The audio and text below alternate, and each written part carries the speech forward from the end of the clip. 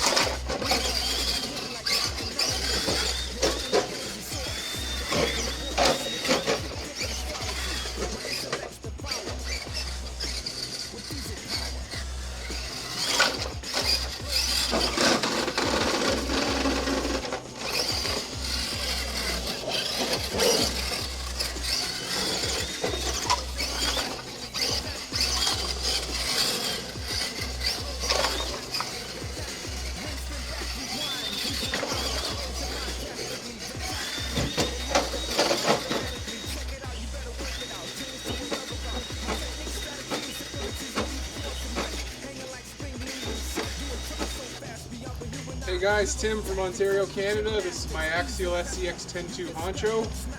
It's usually a rock crawler. It's really low to the ground with some super swampers on their boggers, but put some Everest 10 rims on because that's what I had. Looks sort of like a monster truck. Came up 30 seconds short, but I did my best, so hopefully that's good enough. So anyways, good luck to everybody competing in the contest, and I can't wait to see your guys' videos.